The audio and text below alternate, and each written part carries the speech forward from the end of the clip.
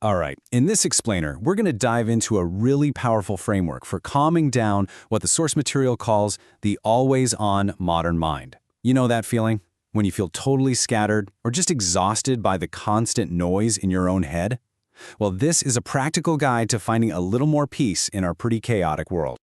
So, let's start with the problem that I think so many of us can relate to. It's that feeling of being mentally all over the place, constantly distracted, and just, well, drained. We're going to dig into where all that inner noise actually comes from. Seriously, think about this for a second. Do you ever just feel completely wiped out for no obvious reason? Even when you've had a full night's sleep?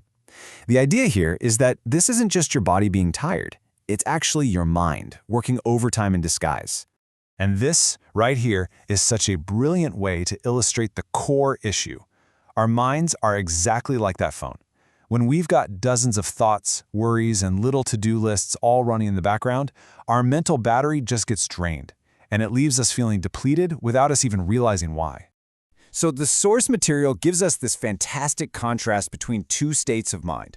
On one side, you've got what it calls the marketplace mind. You know, noisy, chaotic, always reacting to things.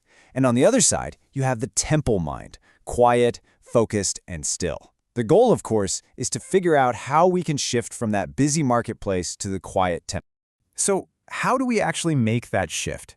Well, this is where the solution comes in. The source introduces this powerful concept it calls the sixth treasure of the mind, Samadhana.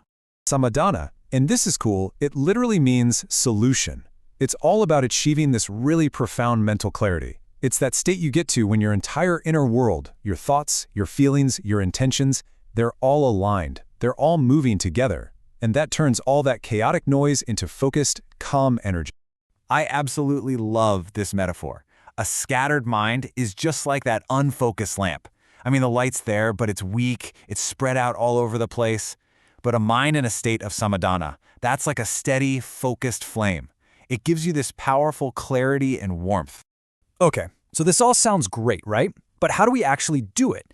This isn't just some abstract idea. The source material actually breaks it down into a really practical framework that pretty much anyone can start to apply.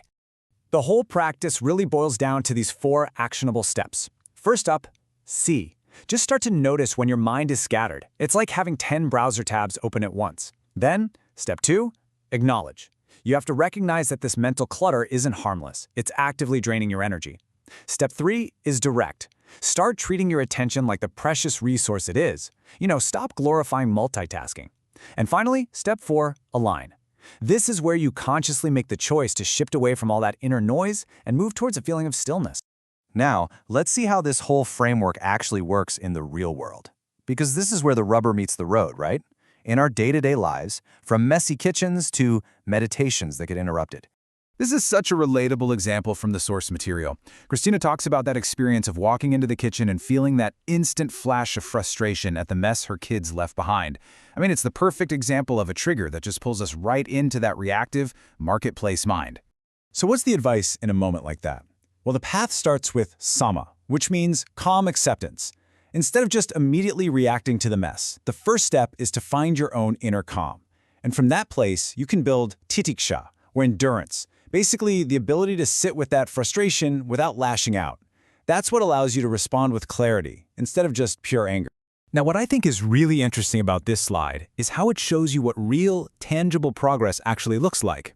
You've got Christina, who can now laugh off an interruption that would have totally irritated her before. Or Sanjita, who's learning to catch a reaction midstream and then choose a calmer path. So here's the crucial point. It is not about being perfect. It's about this gradual but really powerful shift from an automatic reaction to a conscious response. And this shift from reaction to response, it isn't just some useful little life hack. According to the source, it's actually the gateway to a much deeper shift in self-awareness. It's about discovering who we are beyond all of our passing thoughts and emotions. The source poses this absolutely brilliant question to get to the heart of it all. Think about it.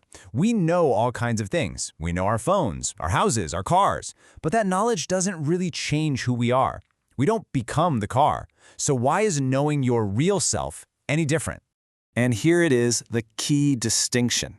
Unlike a car, you are your real self. So knowing it isn't about learning a bunch of facts about some object. It's an awakening. It's a realization of the peace and clarity that is your fundamental nature, totally separate from the world outside.